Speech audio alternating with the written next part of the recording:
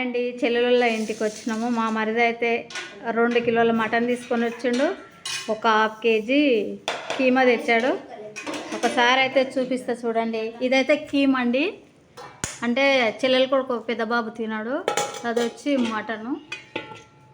తర్వాత చపాతీ చేసుకున్నాము.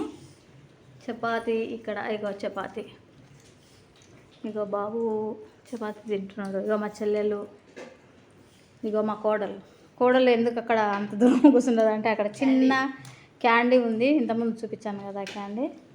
మేమందరం ఇక నిమ్మకాయలు, రైస్ అందరం అయితే తింటున్నాము. మా మరిది అయితే లేడు, బయటికి వెళ్ళిండు. ఈరోజు మంగళవారము, ఆదివారం కాదు కాబట్టి మంచి కూర అయితే ఇక్కడ విలేజ్లో అయితే చాలా బాగా దొరుకుతుంది. టేస్ట్ కూడా చాలా బాగుంటుందండి. మన హైదరాబాద్లో తీసుకుంటే సప్పకుండా ఏం బాగుండదు. అందరు తింటున్నారు. బాయ్ చెప్పండి ఒకసారి అందరూ. బాయ్ అండి అందరికీ.